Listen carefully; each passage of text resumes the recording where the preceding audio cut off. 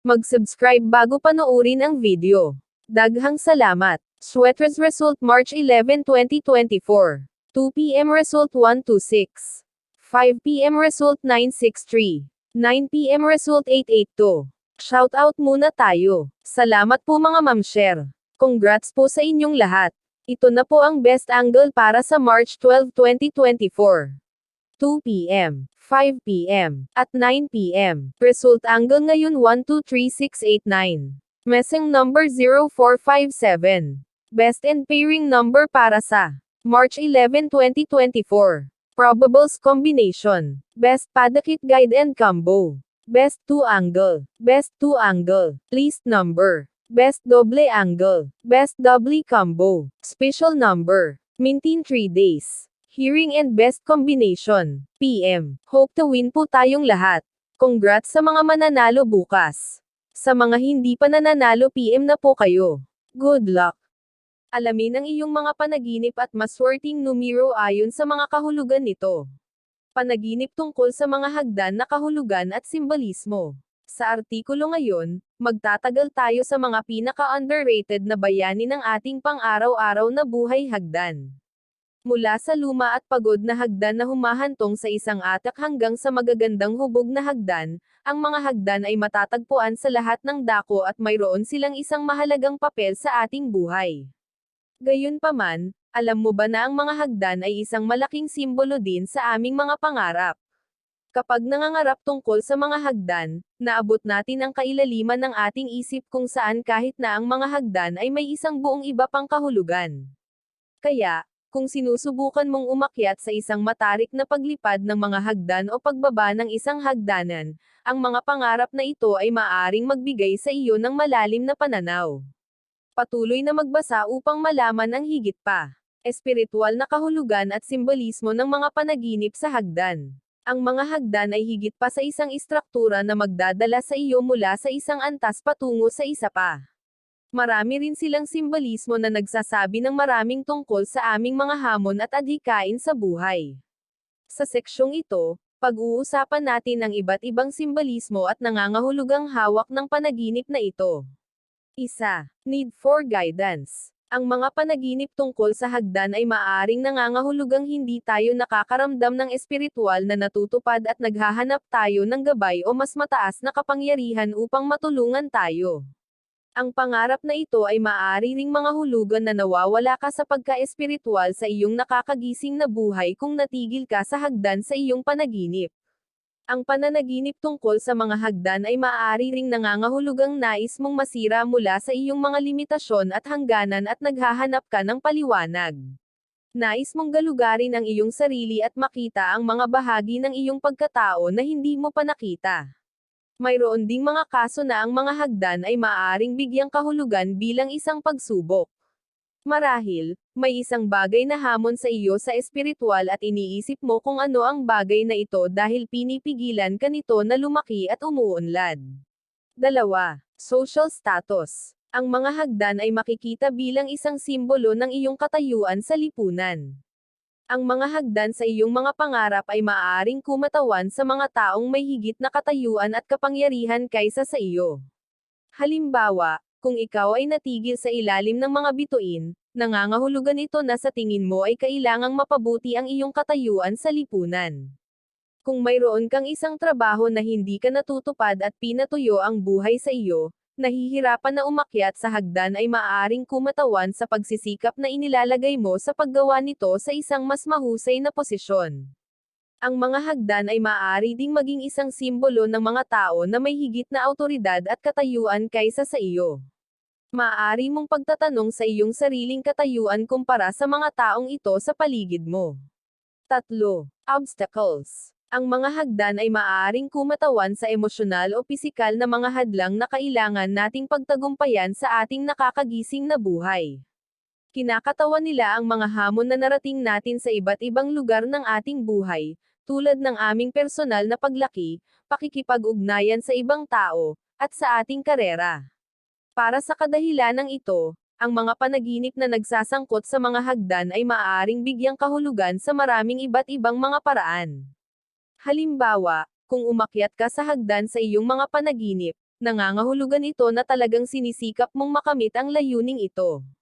Lalo na, kung pupunta ka sa hagdan, nangangahulugan ito na makakaranas ka ng isang tiyak na kahirapan o pag-aalsa sa iyong buhay. Ang istruktura ng hagdan ay maaari ring magkaroon ng simbolismo sa iyong mga panaginip.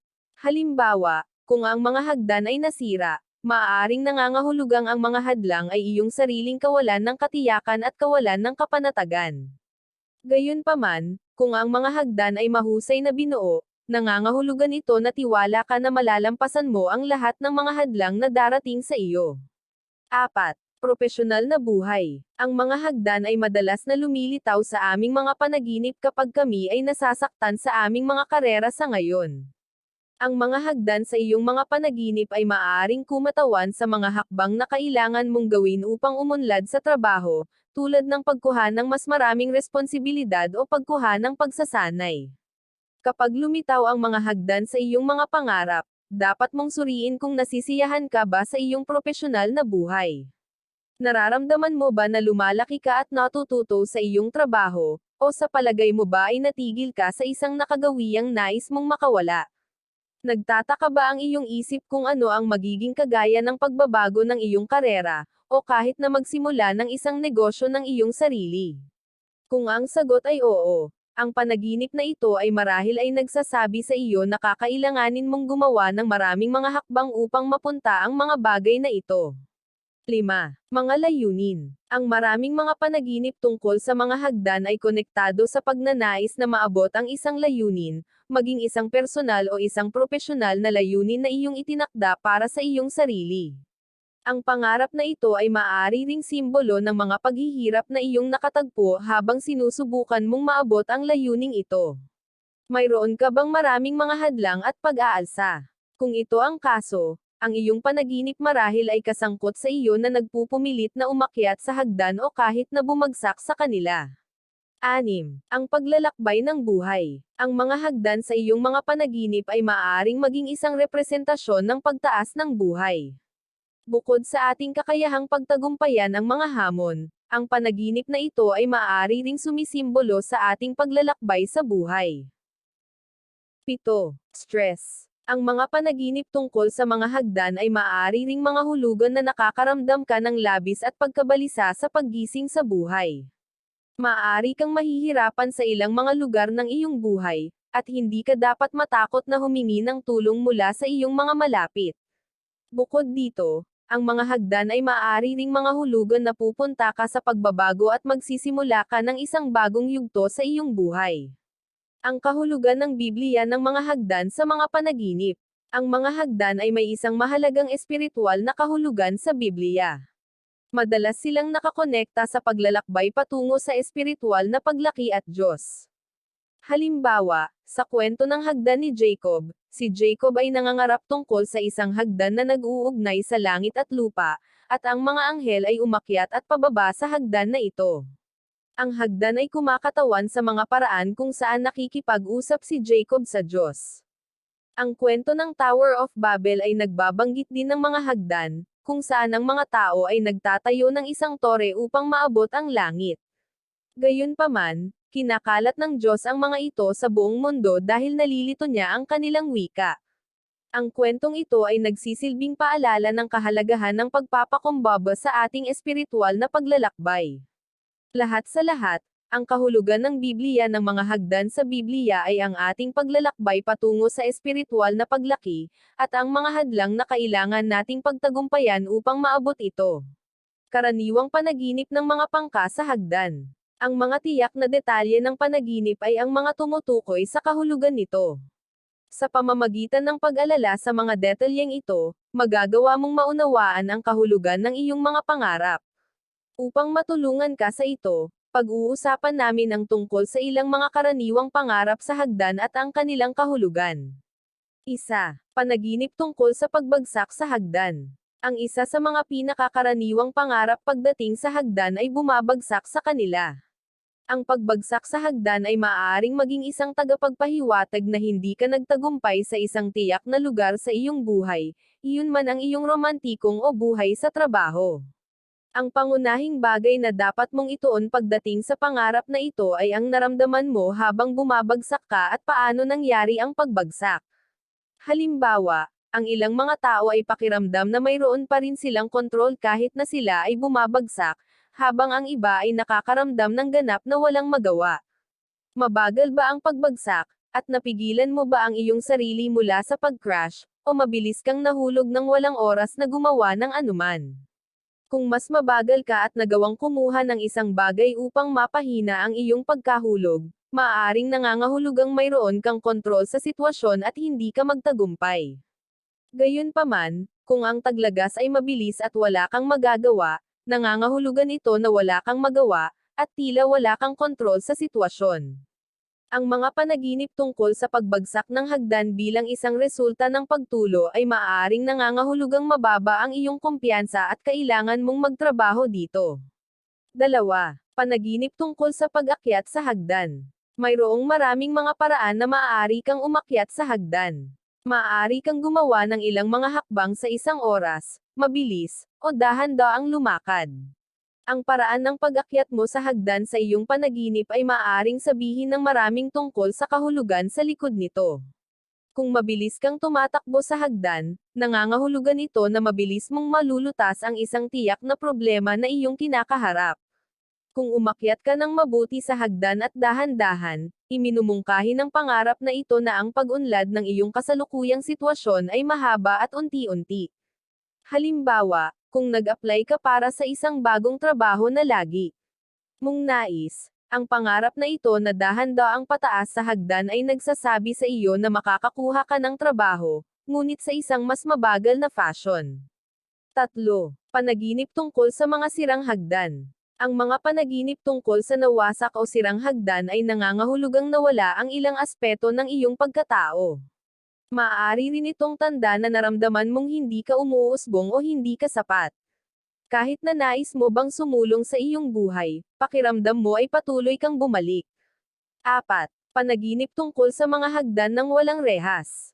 Ang mga hagdan na walang rehas sa iyong mga panaginip ay maaaring nangangahulugang hindi ka sigurado tungkol sa paglalakbay sa buhay na binalak para sa iyo. Bukod dito, ang panaginip na ito ay maaaring magbabala sa iyo na huwag magmadali ng mga bagay at dalhin ito sa isang araw sa bawat oras.